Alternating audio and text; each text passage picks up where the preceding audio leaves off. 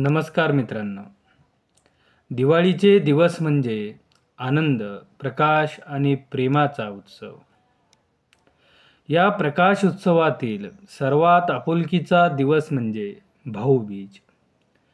या दिवशी बहीण आपल्या भावाला घरी बोलावते, त्याच्या कपाळावर तिलक लावते, आरती करते आणि मनापासून त्याच्या दीर्घायुष्याची प्रार्थना करते.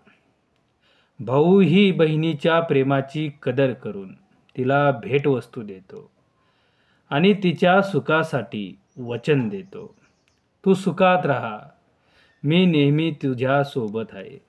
मित्रांनो, कार्तिक शुद्ध द्वितीयेस भाऊबीज हा सण साजरा केला जातो. या दिवशी यम आपली बहीण यमी हिच्या घरी जेवायला गेला होता, म्हणून या दिवसाला यमद्वितीया असे नाव मिळाले असे मानले जाते.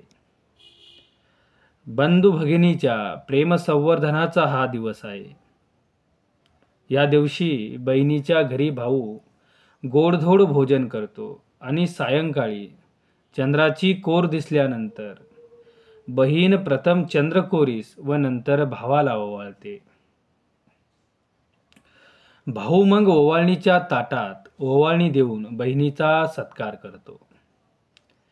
या भाऊबीज सणाच्या मागे एक सुंदर कथा सांगितली जाते, यमराज आणि त्याची बहीण यमी यांची. एकदा यमराज बराच काळ आपल्या बहिणीकडे गेला नव्हता. यमुनाने त्याला प्रेमाने घरी बोलावले, त्याचं स्वागत केलं, त्याला अन्न दिलं आणि तिळक लावला. यमराज भावूक झाला आणि म्हणाला, या दिवशी जो भाऊ आपल्या बहिणीकडे जाईल त्याला मृत्यूचे भय कधीच वाटणार नाही. आणि तेव्हापासून हा दिवस भाऊबीज म्हणून साजरा होऊ लागला. या दिवशी बहीण घरात रांगोळी काढते, पूजा थाळी सजवते, त्यात आरती, तिळगुळ, फूल, मिठाई ठेवते.